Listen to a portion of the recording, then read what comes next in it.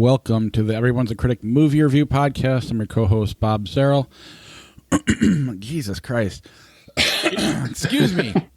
Our co-host is not Jesus Christ. It's a professional film critic, Sean Patrick, joining me as always. I could start over, but I'm not gonna. We're just gonna run with this. Time is short. Visit us at ihatecritics.net. Everyone's a critic podcast.com. We're on Facebook, Twitter, Instagram. Our handle is CriticsPod. Listen to us on Apple Podcasts, Google Podcasts, Spotify, Stitcher, Alexa, all your podcatchers. Rate and review the show. We will read your review on the air. Please give us a 5-star review. If you do so, let us know on any of those social media platforms, and you will win an Asian... are they horror movies or just movies?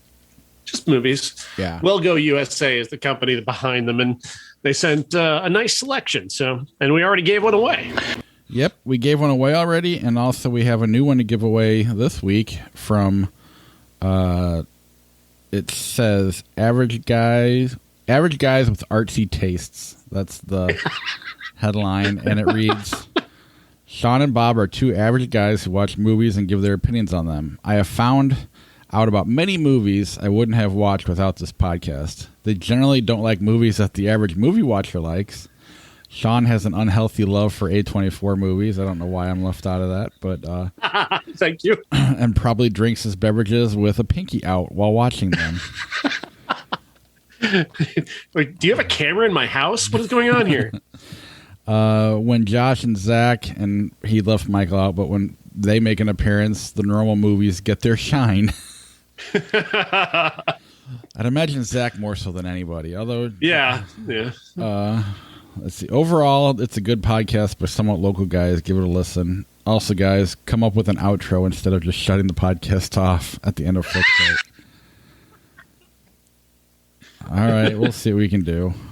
I remember to hit the button at the end. I like to just kind of end it on Sean laughing every week. We'll see what I can come up with. People actually asking you to edit. Come on, guys.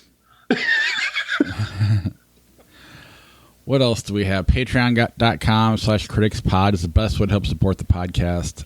Our TeePublic page, if you go to ihatecritics.net, there's a TeePublic link up in the right-hand corner. Or you can go to TeePublic and search Critics Pod or Everyone's Critic Movie Review Podcast.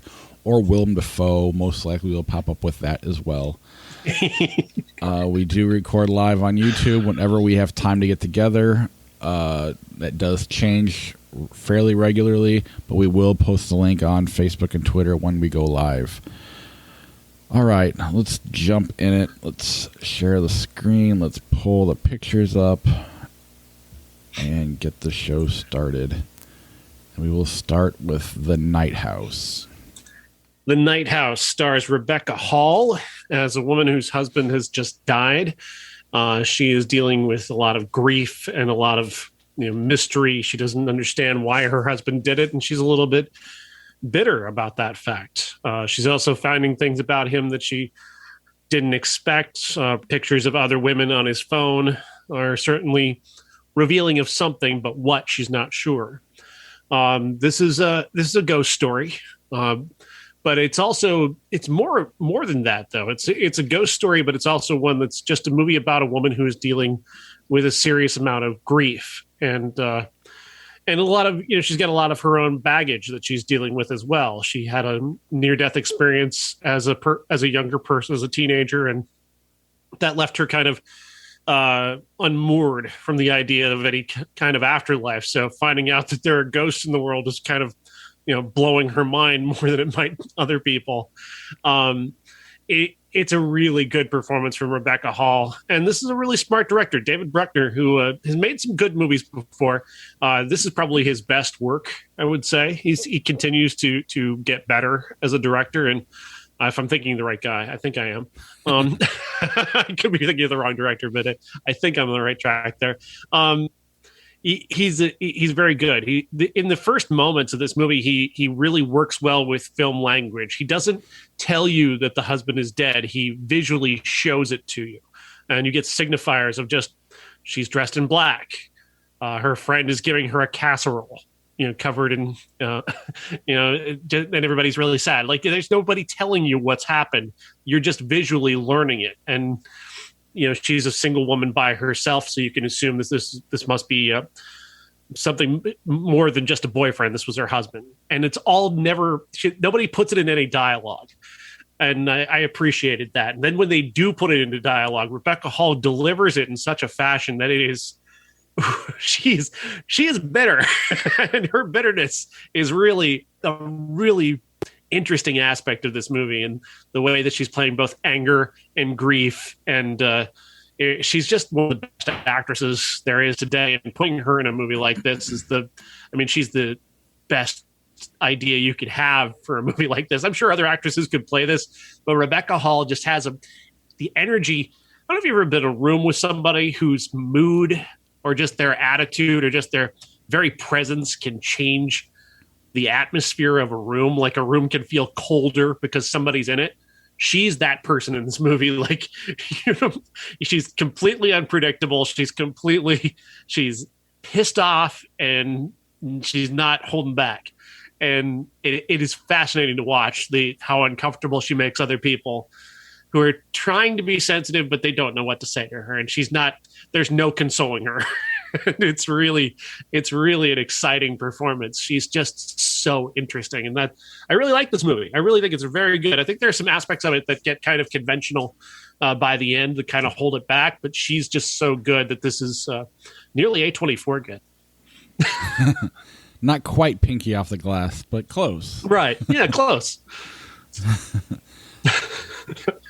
Now I'm finding myself holding back on jokes that I would have made a few years ago, just comparing her to my wife and being cold and blah, blah, blah. But I feel like that's not appropriate anymore. I don't know why. I don't know why.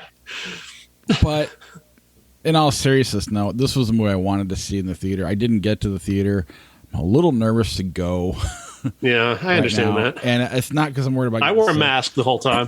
I'm not worried about getting it so much as I'm worried about missing 2 weeks of work. Jesus. That's not COVID, by the way. I just have allergies and got shit in my mouth. But, I don't want to miss 2 weeks of work. And I got the vaccine, right. So I feel good. But I'm just nervous. And then watch me go see Candyman next week. Who knows? Total hypocrite. But if I'm going to see a movie that's like this, seeing her name on it makes me more excited about it than if it was, I don't want to say anybody else, but, someone from The Walking Dead or Game of Thrones or whatever the hell it's called, or, any of those type of people who end up in movies that look like they could be good, or you just don't know till you see them. Right. Usually when she's good in everything she does. She's just so smart. Iron Man, she improved Iron Man 2 in the few moments that she was in that. And I like Iron Man 2, but I think a lot of people have a pretty negative opinion, or negative Iron Man 3, excuse me. She's in 3. Oh, I love 3, but I understand why people dislike it. Yeah. But Professor Marston in the Wonder Woman, she was amazing in that movie. She was great in that, right? Yes. And it really Vicky Cristina Barcelona. Yeah. I mean, that Wonder Woman movie was a movie that I started to recognize her, and then it's like you go backwards. Oh, she was in this, she was in that. Yeah. And that Christine Chubbuck movie, fuck, that was incredible. Uh-huh. But you don't see her making that many bad decisions in terms of movies, and this is where I usually get bitten by, you'll start throwing 4 at me in a row, where, no, she's in this, this, and this. If Josh were here, he'd do it. But I can't... Off the top of my head, I mean, it just seems like she makes decent decisions when it comes to the movies she decides to be in, and that alone makes me excited to see this when I get a chance to. But I just haven't seen it yet, so I'm glad. Yeah, I recommend it. It's a good flick. I'm glad to hear she's still, making good movies. The Protege. The Protege. This poster is so terrible. Samuel L. Jackson's mustache in this is quite a wonder. The Protege stars Maggie Q as a woman as a child watched her family be slaughtered. But she's also like a genius with like an eidetic memory. So when she sees a guy putting together a gun, she learns how to do it just by watching it. and she's able to murder everybody who murdered her family. Samuel L. Jackson happens to find her and rescue her and turn her into one of the world's greatest assassins. And when he seemingly is hunted down himself, she goes on a rampage to try and get revenge against the person who did it. This is an okay movie. Martin McDonald directed it. He's not a bad director. He's a good action director, and everybody in this movie is good. Michael Keaton and Maggie Q have really terrific romantic chemistry in the few scenes where they're being romantic, but they're also like very adversarial, like they're on the opposite side of this. So there's a lot of spiky energy there that's pretty good. It's the conventional aspects that get kind of tiresome after a while, and Samuel L. Jackson he's kind of weird in the movie. The way they use him is kind of odd. I don't know. There's good things about this. I think we're about 20 years too late for this movie to really be something exciting. It just doesn't. It seems like an anachronistic sort of action movie in this day and age. I don't know how old Maggie Q is, but Michael Keaton and Samuel Jackson probably could have been in the movie, the same characters 20 years ago. It would have been fine. Very, very true. And it probably would have been better. Samuel L. Jackson never said no. Because he's been in probably more movies than anybody else. It's true. This isn't bad, though. It's not a bad movie. I can't be mad at it. It's just it's there. It's all right. I would watch this before I'd watch Jungle Cruise again. So there's that. Or Free Guy or Suicide Squad.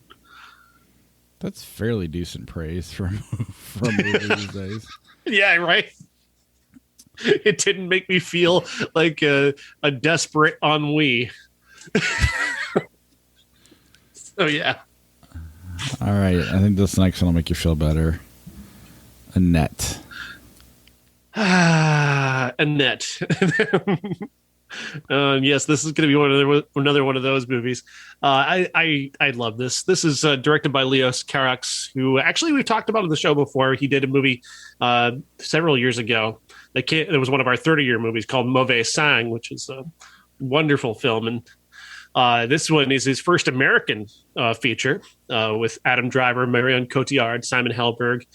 And there's a conventional story being told, but this is also a musical, and it's also this incredibly meta thing that's going on where we begin the movie in this most incredible way where you've got the director directing the band Sparks, who wrote all the music for the movie, and just, can we start? And then the song is called Can We Start? It's like, it just, oh my God, this, like right away I knew, like, okay, I'm in the movie. This is the movie for me. I know where I am right now. Adam Driver plays a comedian, and Marion Cotillard is an opera singer, and they're both huge superstar celebrities in what they do. And it's a very French idea of what a celebrity is. Because maybe there's an aspect of Adam Driver's character that could succeed in this day and age, but people don't know who opera singers are in America. Maybe they do in France, but we're probably not going to make an opera singer the biggest star in the world, more than likely. They fall in love, and their love is very beautiful at first, and it seems on the surface to be an incredible love story. But then once they have a baby, things begin to change. We begin to learn things about him, the very dark and disturbing things about him and his personality, and these aspects of his personality start coming out. And they're reflected in the way that really each of them kind of treat their baby. They're both loving, but at the same time, there's an aspect that has divided them now. And the baby is a literal prop. It's a literal prop. And I was so floored when I saw what they were doing, this puppet baby. I was like, I realized the metaphor is incredibly obvious, but I don't think it worked on me. Here's why I don't think it is. I've read so many reviews, and I'm not saying you're wrong. So many reviews that literally said in it, I don't know if he had a point to it or if he just didn't want to work with kids, but it was cool anyway. It went okay. So that happened. I read that way too many times for it to be too obvious. Maybe I felt it was obvious. Maybe I thought, should have been more obvious. I thought that was kind of because when the baby becomes a superstar itself, just using it as a prop made sense. These are like top critics too, like A.O. Scott and other people, like big name guys that I don't. They also thought, and back to your American point with the opera singer, they kept trying to compare it to A Star Is Born and saying she was lesser than him, and then he was a bigger star and she was overshadowing her. And I'm like, and this was like There's a praise aspects of that, but not to the extent that they were saying it. Because she was a big star, enough that the paparazzi would have gone nuts over him. If she wasn't a star, they wouldn't have. Right. So it was just kind of like, it was kind of frustrating to read positive reviews about it that got it wrong, or at least kind of were a little off. But anyway. That's the wonderful thing about this movie, though, is that you can interpret it many different ways. You can see this as a Hollywood satire, a satire of the media. You can see this as a satire of romance in general, musicals. It's a satire of musicals in many ways. It's just absolutely brilliant is what it is. I mean, the visuals alone, you could watch this movie with the sound off and be blown away by it, just how clever he is with the way he directs this. I mean, look, we're looking at a poster right now that is one of the greatest posters I've ever seen. It's just so remarkably beautiful. And that's just one of many that are in this movie. The way he builds these characters and tells this story with music. I mean, I've never listened to the Sparks before, or Sparks Brothers. I've never, nothing against it. I'd never even heard of them until the documentary came out. Right. And I didn't get to see the documentary, so I didn't spend much time working on it. And then I heard this, and it was like, when I wrote my review, I was listening to Sparks, and I was blown away. They're really great. And their music here is incredible from beginning to end. I was just enveloped in this movie right off the bat, and that opening just blew my mind. I was like, this is great. Like, just this is so different than everything else that's out there. And I thought maybe that would be enough to carry it, but then it just kept building and building and building to this final scene between Adam Driver and his daughter that is fucking heartbreaking. It is heartbreaking. And I was blown away. Adam Driver is so incredible. I totally bought his comedy. I totally bought that being successful. Because I remember Bill Hicks very, very well. And Hicks didn't do all of the big theatrics like that, but he hated his audience. He had a lot of hatred for the people in the crowd, and they hated him right back. And Sam Kinison similarly was a guy. Lenny Bruce. You can tell definitely who he was pulling from. Yeah, there's a lot of Bill Hicks in there, I really loved that. I'm a huge Hicks guy, and so that was that was exciting to watch. Those stage scenes early on are incredible. That he does this lengthy bit talking about where he goes into talking about killing his wife, and we're not sure actually if she's alive at that point, right, which is kind of exciting. And we're watching that happen, and the crowd is trying to interact with him like they normally do. And there's this battle, this energy back and forth between he and the crowd. And it's just incredible. What a scene. And that's just one of many, many, many incredible scenes in this incredible movie. Well, yeah, and some of the stand-up scenes don't even look like they're actual bits as much as he is describing what this bit would be if you weren't watching a rock opera. You know what I'm saying? Yeah. And, no, it was it's a very neat movie. There's a lot of style, like you were saying, and then the movie is the story itself is fairly conventional, more or less. I don't know if conventional is the right word. Easy to follow. Yeah. Even if, he doesn't take a rocket science, like you were saying, to figure some of this out, although it was kind of annoying to have watch critics kind of get stuff wrong. I did feel, and I don't know if it was just the mood I was in or the environment I was in, like it didn't, for whatever reason, I'm still not elevating it to, something I'm just in love with. I like it a lot, but I don't know why, because I can't tell you what it is. There's nothing in the movie that I'm like, well, this just didn't work for me. There's just something that's keeping it from being like, this is going to be the best movie of the year and nothing's going to compete with it. I think it's like a step below movies like that or in that ballpark for me at least. But it's in the same realm for me as the the killing of two lovers and giants being lonely. It's not going to beat those. I don't think anything's going to beat those movies for me still. Yeah. But this one's up there. I didn't fall in love with this one, though, till the second time I saw it, because I saw it in theaters and was like, that was pretty incredible, but I need to see that again. And then I saw it on Amazon, and I was like, yeah, no, I get it now. I love the music, though. I mean, everything about it, there's nothing. I love the performances. I can't complain about anything. It just seemed like the total package. There was something, like, I feel like a movie like this, maybe I want it to be Midsommar. I want something to move me like that did. And whether as original and creative as this was, because it wasn't hitting that, which is a freaking high bar to hit, and it's not fair to any movie. No, it's either me going, I don't get it, or there's something wrong with the movie, and I don't have an answer for it. I just maybe on the second viewing it'll definitely move back up there. But I mean, it's still probably top 10, even when the year's over. I bet it's hanging out in that vicinity for me. Maybe, or the very low, or at the very end, like 11, 12. But it's definitely a unique, interesting film, and I think people should see. I mean, it is a rock opera a lot, pretty much. I mean, is that a good way to? It's hard to describe the movie, but the music works. I think it's incredibly divisive. Like I was reading some people on Twitter who are just angry watching this movie. They're just watching it pissed off. Like reading one guy said I had to stop it about halfway through just to go take a walk. Like he was angry at the movie, and I don't exactly know why he was angry, but I get it. This is not a movie for everybody. Oh, it's this up its own ass. Don't get me wrong. It's pretentious as fuck. But sometimes sometimes that works for me, and sometimes it pisses me off. And this works for me. Part of it's because I love Adam Driver. I really like Marion Cotillard. I can't pronounce her name right.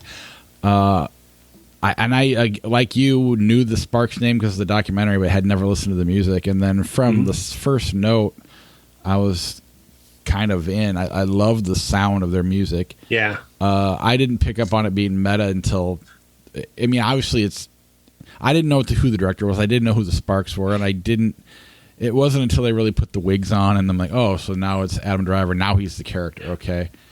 And I still felt like I was a little behind the eight ball, even though that was fairly early on. But I just never knew what I was going to get, and that was pretty neat because it goes from this crazy love story for a good quarter of the movie, maybe a little less, but a good portion of it. And then the kid comes on, and it was just, I don't know. I liked the pacing. I thought it was neat. It's long, but it's like it's broken up really well. I don't know. I got really worried. There's a scene where Marion Cotillard is listening to the radio, and she hears about that Adam Driver's character has been accused by 5 different women, and then he goes to a song where women are singing accusations about him. And I'm like, oh God, this isn't going to go to cancel culture, is it? Please don't do that. And it doesn't, thankfully. It doesn't let him off the hook. It actually uses that as a stepping stone to reveal more about him and more about his real nature and his self-obsession and how that's driving them apart. And that was fucking amazing. That was a wonderful turn. Oh yeah, it was very. I'm sure watching it again will help because it's very good.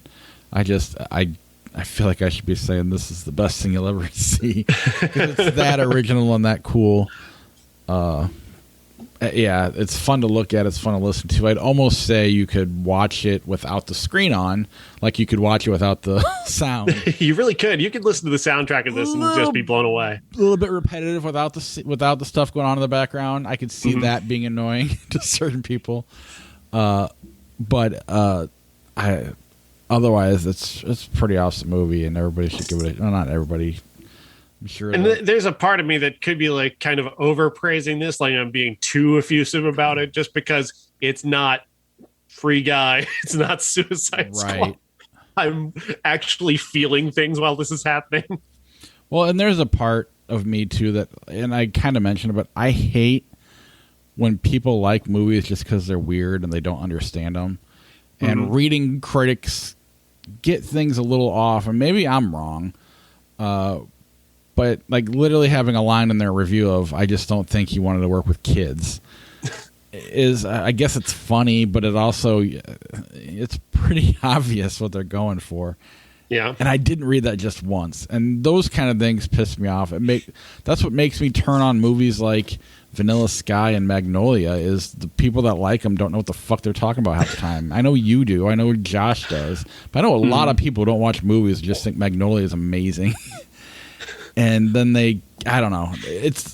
So this walks that fine line, but I think it succeeds for me. I still feel like I'm missing something, and I feel bad about it. But it was a fun experience, and I'm going to watch it again. There's part of me too that's being superior to. I love the idea that there are people who hate this movie. Yeah. I'll be honest. Like I just want a movie that's so different. I do at this point. I'm just so tired that really being different can kind of be enough in a way, but this isn't just different. No. This really does connect emotionally, especially Adam Driver's performance, and that ending is pure emotion. Yeah, that's a fantastic ending. And I can appreciate somebody hating something just because it's like, you know what, fuck this. And I get your bad day, bet whatever. I mean, we all have them. Mm-hmm. But I don't know. It's available. I recommend watching it, especially if you listen to this podcast, unless you hate when we talk about the good movies. All right. Habit. Habit stars Bella Thorne as a drug dealer who, well, she's not initially a drug dealer. She just gets fired from a job and decides to go into drug dealing just to have something to do and make money. She ends up dealing drugs with her two friends, and they end up getting robbed the following day, and all the drug money is gone. And it puts them into a very difficult situation, not necessarily with the guy they got their drugs from, played by Gavin Rossdale, who's kind of a simpering former TV star who's just kind of got into drug dealing as a side after losing all of his money. And he's the one who's in trouble, really, with Josie Ho's character, who is somebody who doesn't like to be disrespected very much. It's very much a principle to her to kill people as opposed to just getting her money back. This movie is really clever. It's really funny. Bella Thorne is perfectly cast in this. She's just such a smart performance, and just so superior to everything going on around her. And I just really enjoyed the attitude and the swagger that she brings to this movie. There's not much to this. There's not much to this other than really attitude. But in terms of a movie that just has attitude to it, it worked on me. And I really enjoyed this. Yeah, she's kind of the perfect punk rock person for a role like this. And she's also a person I try to avoid because she's, with a kid, my daughter watched her shows, and now she's like all over the place with next to no clothes on a lot of times, not always. Yeah. But what I have seen her in, even the bad movies, she usually finds a way to stand out, and I think that's pretty cool. So I also like that they made use of their title here. Habit has multiple meanings. It's about, because she has a drug habit, but she's also pretending to be a nun wearing a habit. Right. It's silly, but a lot of people don't think about, like there's a very good movie that I was just talking about called The Colony, where the title is nonsense. It means nothing. They at least put some thought into a title here. Right. Just question. Gavin Rossdale, I thought he was really good in it, but how much better would this have been if it was Nick Cage? I mean, what can't be improved by Nick Cage? Right. Gavin Rossdale did a good job. Yeah. All right. Demonic. Demonic, filmed by Neil Blomkamp. Not the kind of movie you expect from Neil Blomkamp, the man who made District 9, Elysium, and Chappie. Was it Chappie his? Fortunately. Yeah. Which, terrible film. This is a big step down for him. This is a very small budget, a big, not in terms of quality, in terms of just the, no, in terms of the budget. Like in terms of just necessity. The scale of this is much, much, much smaller. When you fail that many times, you gotta take what you can get. This is a very low budget movie, but I think it helped him this is that low budget, because this is actually a pretty good movie. Demonic stars Carly Pope as a woman named Carly who has been running from the history of her own mother for about 20 years. Her mother became one of the most well-known murderers in the country when she burned down an old folks home and murdered several other people in the wake of that. And she's been running from that truth for years. She finds out through a friend that her mother is being held at this facility, this medical facility, where they've come up with a way to access her mind that would allow somebody to go into that mind, into her consciousness, and speak to her. They couch it as the idea is that they want to send somebody in there to make sure she's okay and that she's comfortable. They can't wake her up out of this coma. She may never wake up from this coma, but they want to know she's not in pain. They want her daughter to go in there specifically because they feel like if you send somebody in there who she knows and is perhaps comfortable with, that she won't, hemorrhage and die from this. So that's the premise. But the reality is something else, because there's actually a demon inside her. And the people who are holding her are exorcists who want to scare that demon by using the thing that the demon has apparently been looking for, Carly. Clever. It evokes something like The Cell, but actually less up its own ass, which I dig. It's got a very low budget aesthetic, so it's very pixelated. That when she goes in there, it's instead of being like that clear, perfect, Cell with Vince Vaughn and D'Onofrio, where everything was very arty and music video perfect. This is very low watt video game quality, and I liked that. Some people have criticized that, and they say it looks cheap. I think it's supposed to. I think that's the whole point, is that it's cheap. This is a new technology. They just created it. It's very low tech, but it gets what they need done.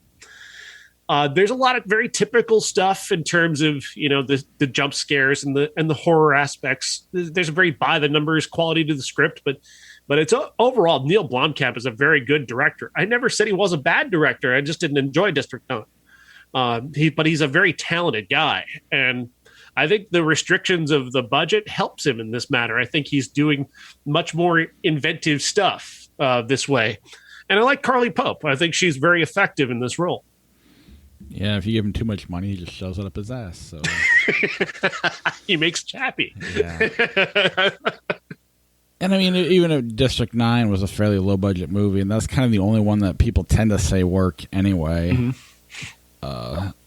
But no, I did not watch this one largely because three reasons really.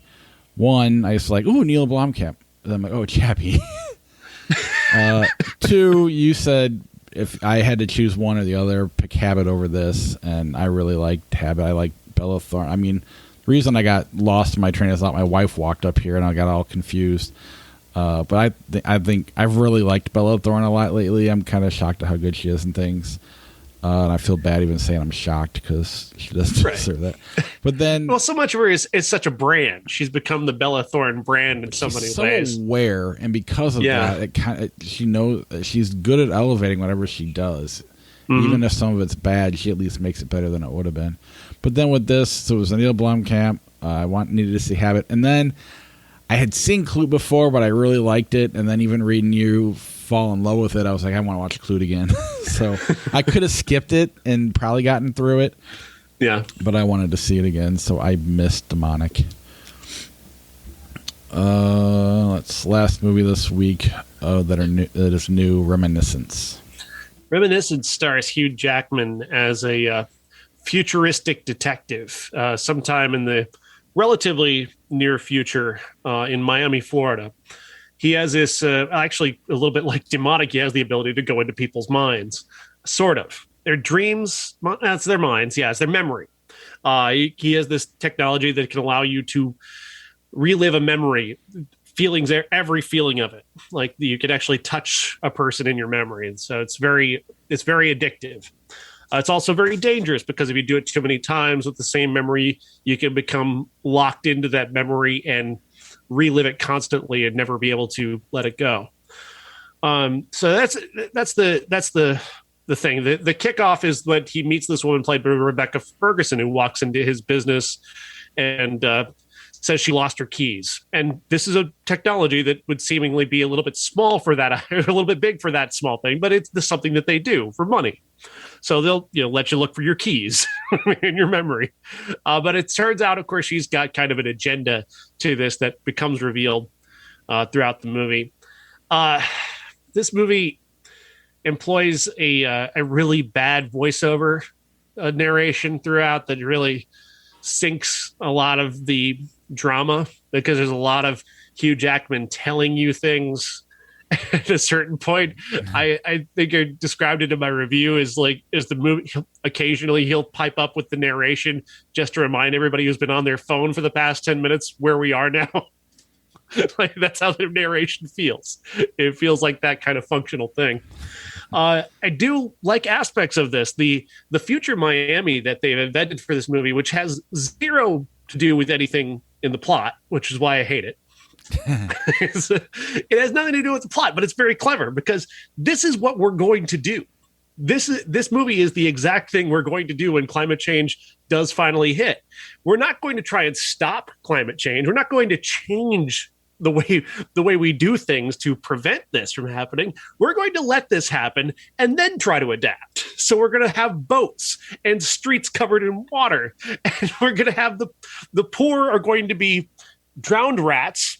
The middle class is just going to have ankle deep wetness at all times, and the rich will be high above on dry ground. And that's how we're going to do this. And then the sun becomes so hot that we become a nocturnal people who only go out at night and avoid going out during the day because it's too hot. That's what we're going to do. I was impressed by that.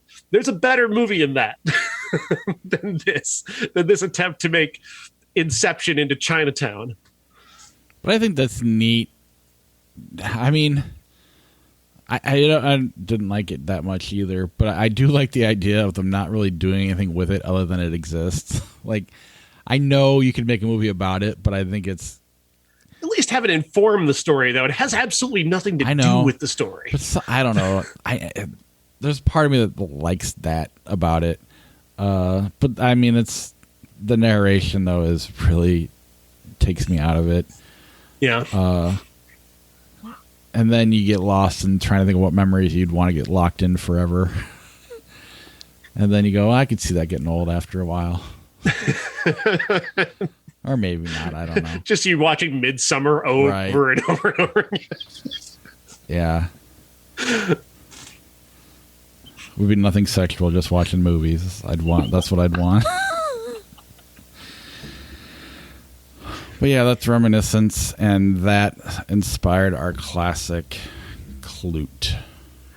Klute stars Jane Fonda and Donald Sutherland. Donald Sutherland. I thought you were making a joke. No, I'm not sure why I said that. No, I think it was Jane Seymour is where my brain was going for some reason. This is the story of a man who goes missing, who's the best friend of Donald Sutherland. It's one day he's there and one day he's gone and nobody knows where he went. And the only clue left behind are a series of disturbing letters that were sent to a call girl in New York City. So she's basically the only lead that they have. And she says she doesn't know who he is. So the FBI is pretty much stopped at that point. So they turn to Donald Sutherland, who's a cop, and they have him act as a private eye. He goes to New York to investigate her and begins to try and follow several leads to try and, figure out what happened to this guy, Tom, his best friend. And you could just forget all of that because that's really not the point of Klute.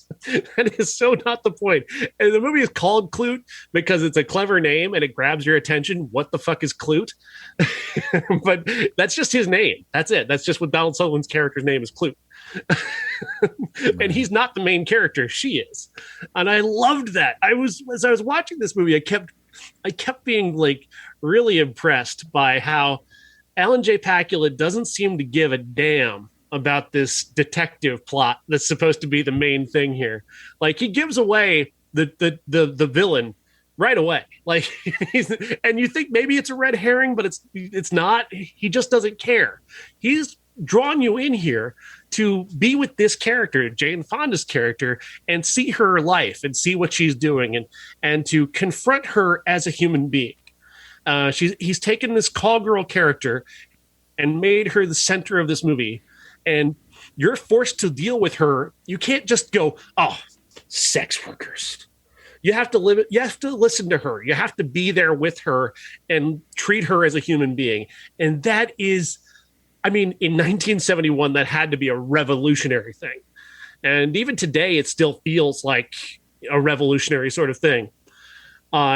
It's really an amazing movie. And as I was watching that unfold, on top of that, this is such a great looking movie. He chooses his shots so beautifully. There's a scene where she's at a modeling audition, and it's just this line of women, this cattle call of women, who are just these awful human beings who are just walking by, just saying these terrible judgmental things about them as if they're just not even human. And the scene is shot so perfectly. The way the camera moves, the way it stops, the way it cuts off the heads of the people who are talking about them and tries to put you in their shoes, make you feel for them. That's the motivation of that shot is perfect. But then he pulls back to this shot that's just these 3 paintings on the wall. They're all the same painting, but in different styles. And it's all of a woman who is like a robot or something. But it's all about, again, female beauty treated inhumanly. And it's like, wow, there's so many levels working in just this one visual. It's so great. And there's so many great scenes like that. She does a scene with, I think it's Lee Strasberg, the acting coach. I think his last name is Strasberg for sure. And he's one of her clients, and he doesn't touch her. He doesn't have sex with her, but she does this monologue to him about what she did while wearing the clothes that he makes. And he's a clothier. And he's kind of low budget. He's just a Brooklyn guy, but he has these big dreams. And we watch from Donald Sutherland's perspective as this happens, and it places us in his context, but then we're watching the context between the two of them play out so beautifully. She is so tender and so wonderful to these people, and yet at the same time, she's fully detached from them. She has this, sex work is work for her, but she also is incredibly caring and incredibly just kind in that context. It may just be a job for her, but she does care. Then you sit in on her with her psychiatrist, and she's talking, and you're confronted by her humanity, her anxieties, her fears, and you're forced to deal with her as a human. And I fucking loved that. So many times characters like this get tossed off in movies.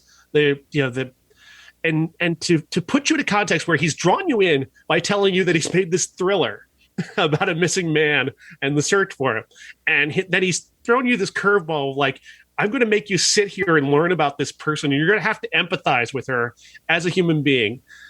Man, that was so good. So fucking good. I love this movie. And so many times they tell the sex worker or prostitute with a heart story, Yeah. And usually it revolves around the man leaving Las Vegas. And they're great performances, don't get me wrong, but there's something different here. And you mentioned it earlier, and it's hard to pull off, I think, or maybe it's not, and they just don't do it this way.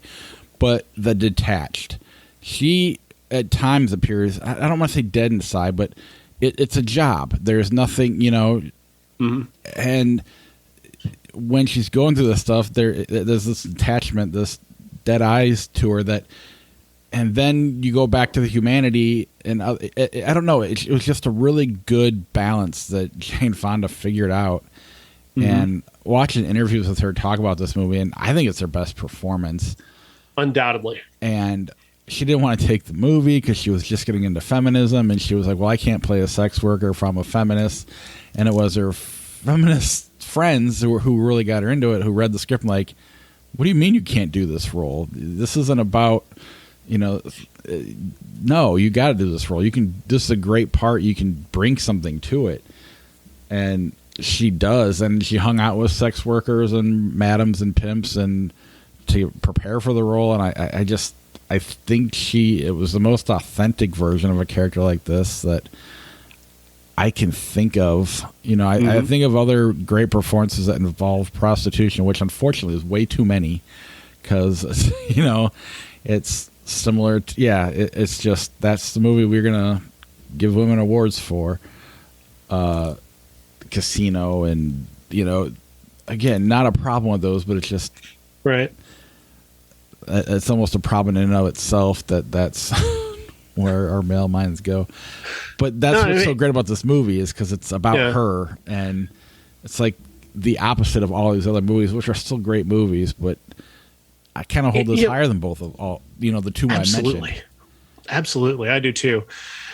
I think of Pretty Woman again, and I hate that movie. And this makes me hate that movie even more, because basically that movie, it claims to be about Pretty Woman, it claims to be about Julia Roberts, but really she's just the manic pixie dream prostitute who comes in to change the life of the really super rich guy. Right. Absolutely. I didn't even go to the bad movies. I was just thinking of the good movies that had. But it's always that prostitute with a heart story, and it's just kind of.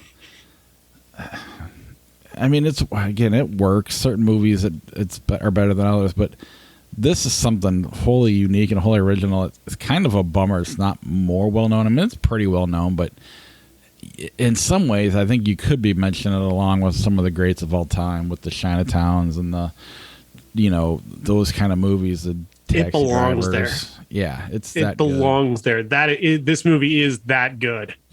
Yeah. It really is. So if recency bias has it as like one of my all-time favorite movies, honestly. Like, that's how much I fell in love with this. Oh yeah, I don't think it's recency bias at all. It's, you got two great actors, and definitely her best performance, and he's had a bunch too, but he's the thing he does so well in this is that he knows what he's doing. He knows he's there to support her.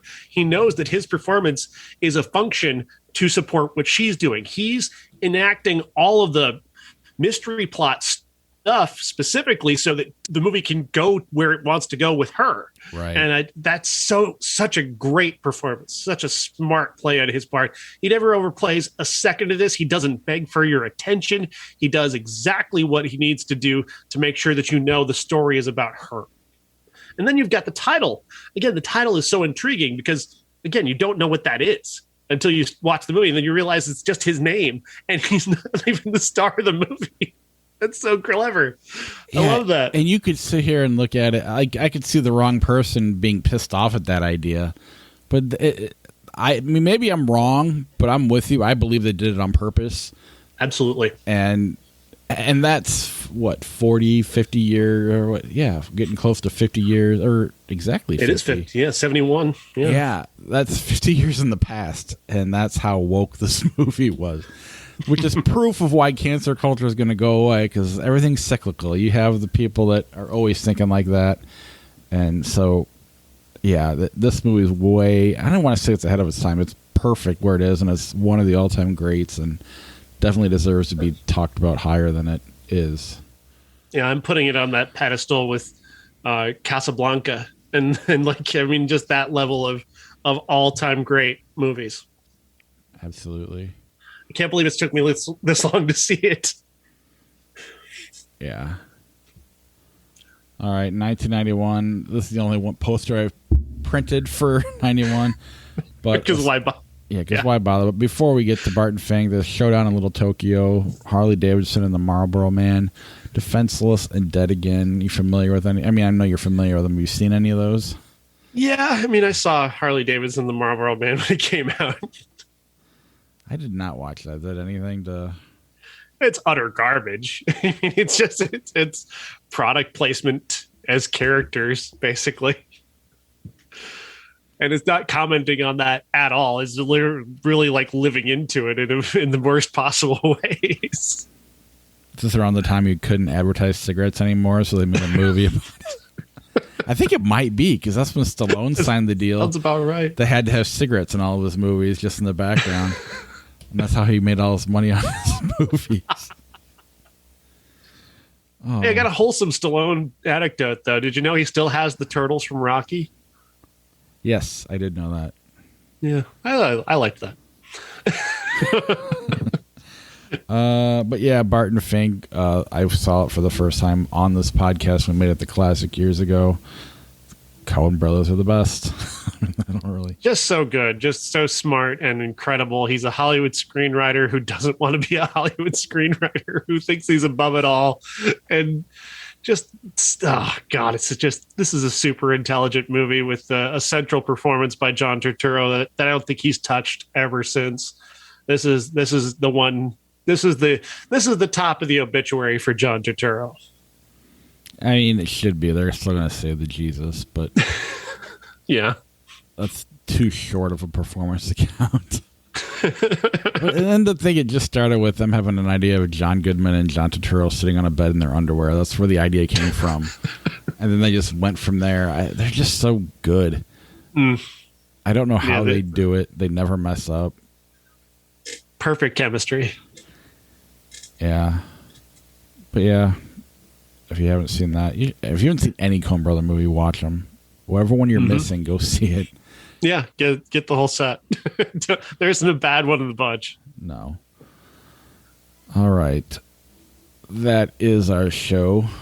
Before we let you go, before we play Flick Chart, I'll let you know what's coming up next week. We've got Candyman, He's All That, Family Vacation, and The Colony. Our classic is, guess which remake we're going to watch the classic of. It's not She's All That. Not She's All That. And is Family Vacation and the Vacation Family? No, I think keep calling it a vacation movie, and I don't know if they're just trying to get us to think the about title, it. I think you got the title wrong. I'm not sure what the title is, but I don't think that's it. It's not Family Vacation? No, I don't think that's what it's called. Oh well. It's on Hulu and John Cena's in it, so there's that. And so I went to watch it today because they sent me a screener, and then they gave me an embargo date that is the same date that the movie releases. So it's like, why are you even giving this to critics? We can't publish until the date comes out so everybody can see it. That's basically like hiding a movie from critics. That's hilarious. Yeah, I was talking about that tonight on Twitter. But the only movie from Vacation Friends is what it's called. Vacation Friends. Okay, either way. But they keep calling it a vacation movie, so I wasn't sure if they were trying to pretend it's in the same family or not. But regardless, in 1991, only one movie came out, and we're probably not going to watch it, Child's Play 3. So, going to be a quick one next week. Yeah. All right. Let's go to some Flick Chart here real quick. And I got Pain and Gain, 12 Angry Men. 12 Angry Men. Agreed. Legally Blonde 2, Mr. Holland's Opus. Legally Blonde 2. I know that's not a popular choice, but the first one is so wonderful that it carries that one for me. And I'm not. Mr. Holland's Opus is just boring. Yeah. Deuce Bigelow, Male Gigolo, The Golden Child. The Golden Child. Not a good movie, but better than Deuce Bigelow. Take bad Eddie Murphy over bad Adam Absolutely. Sandler crew any day. Absolutely. Interstellar, The 13th Warrior. Interstellar. Come on, flip for real this time. Have you even seen The 13th Warrior? Yeah, I read the book too and everything. You still win. I was a big Michael Crichton fan until I realized he was a little bit. That is quite a poster. Yes. Walking Wow. Tall or Eyes Wide Shut. Eyes Wide Shut. Wow. Well. To see, I don't know that I've never seen that poster before. I haven't either. I don't know that I'd put it on my wall either. I mean, it's kind of cool and artsy, but at the same time, I don't know. Sorry, podcast folks, but that was quite the visual. Limitless, 1408. 1408. Agreed. Limitless should have been better. Right. Vicky Cristina Barcelona, A Dude Where's My Car? Vicky Cristina Barcelona. That'd be a fun movie to live in real life. Final Destination, Army of Darkness. Army of Darkness. Absolutely. Minority Report, The Day After Tomorrow. Minority Report by a lot. I hate Day After Tomorrow. Yeah. Tootsie Dune. Tootsie. No, you're kidding, Dune. I hate Tootsie. Do we need to get started on our Dune watching? Probably should. When is I that? mean, if we started this week, we might be done by the time it comes out. Yeah, no kidding. Because there's documentaries we're supposed to watch. There's a lot of homework on that one. And I know it's going to land on a week where I'm busy, and that's going to piss me off. Destiny 1921. Never heard of it. Looks incredible, though, from the looks poster. way more modern than 1921. Paranormal Activity, Scream 3. Paranormal Activity. Scream 3 is the worst Scream movie. Yes. Friday the Nightmare on Elm Street 3. Dream Warriors. 4 Weddings and a Funeral. 4 Weddings and a Funeral. Yeah. The Dukes of Hazzard. Jonah Hex. Jonah Hex, that's the cartoon, I think. Oh. Never mind. The Dukes of Hazzard, Invictus. Invictus. Agreed. The other guys, House on Haunted Hill. House on Haunted Hill's not bad. I'll go with the other guys. Other guys. I laughed a lot. Yeah. Oh, nope. Are you hearing music? I'm hearing music.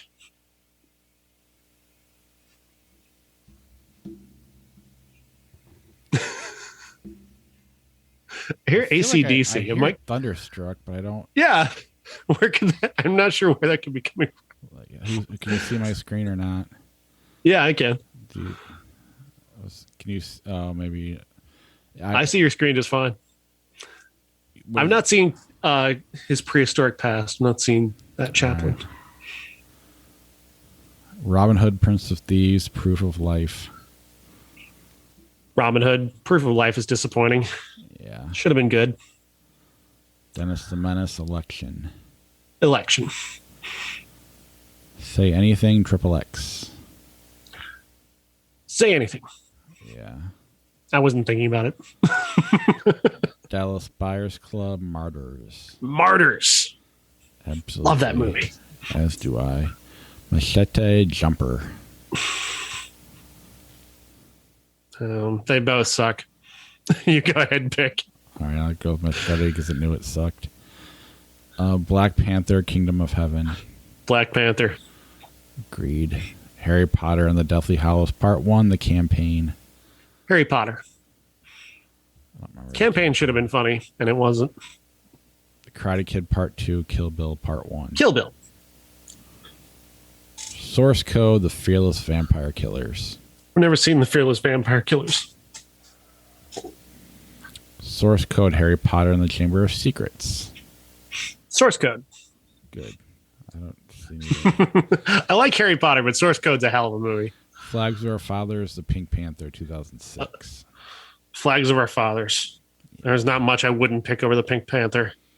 2012, Commando. Commando. Yeah.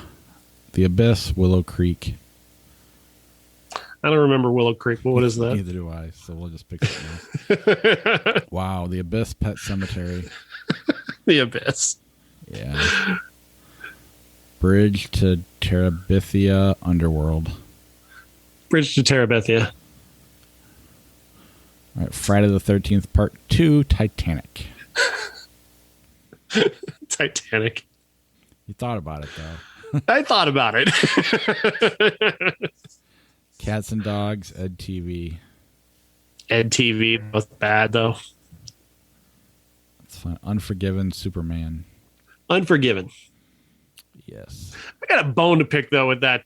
I know I talked about it before with that Cry Macho trailer, but I was watching it again today, and I almost wrote an article about it, but I don't think I have enough for a full article. But just that awful dialogue is just so hard to listen to. And then he tops it off. He ends the trailer with that joke about a cock named Macho, like, and all the people over 70 fucking laugh their asses off.